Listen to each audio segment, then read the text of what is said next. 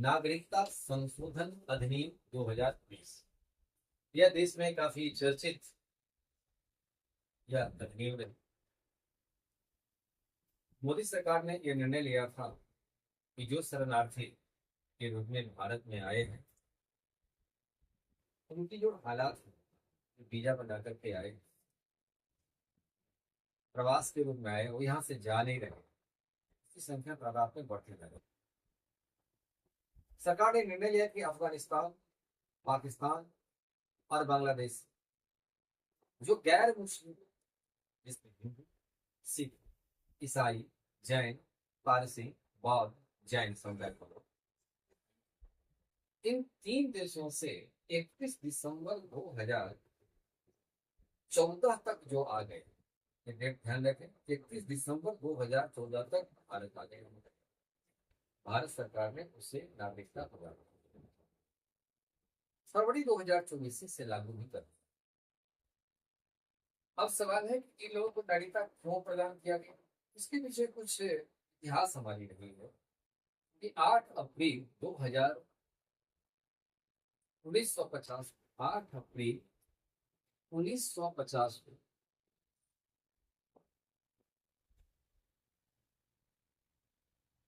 पंडित जवाहरलाल नेहरू और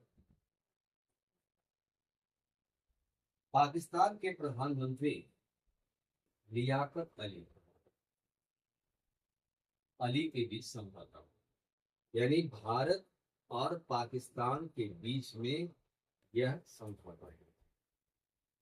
इस समझौता में कहा गया था कि जो अल्पसंख्यक समुदाय के लोग पाकिस्तान में हैं, उसे पाकिस्तान के प्रति वफादारी निभाएं और वो पाकिस्तान की सरकार की जिम्मेदारी होगी उससे संरक्षण करना।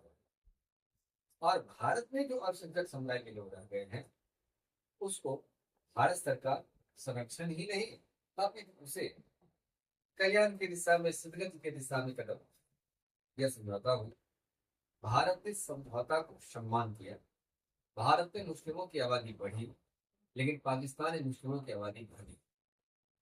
पाकिस्तान, अफगानिस्तान और बांग्लादेश, ये तीनों राष्ट्र इस्लामी प्रधान राष्ट्र, वहां पर कोई भी इस्लाम के लोग ही प्रधानमंत्री बन सकते हैं या राष्ट्रपति बन सकते हैं, हिंदू कोई अधिकार नहीं।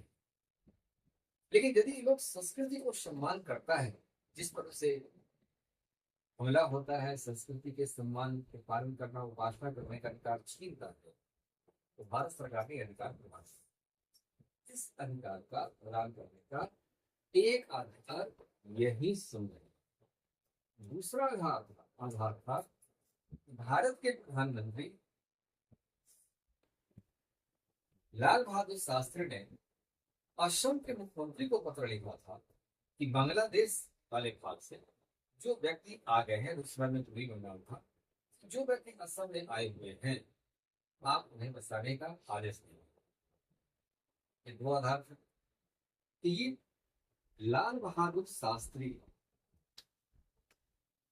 ने असम के सीएम को यह संदेश दिया था कि असम के मुख्यमंत्री पर यह कुछ लागू भी किया। दो आधार था।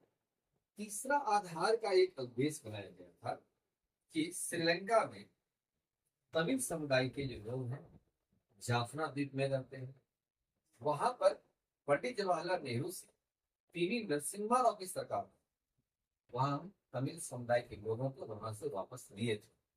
लगभग 10 लाख लोगों को ये तमिलनाडु के क्षेत्र में लाया गया।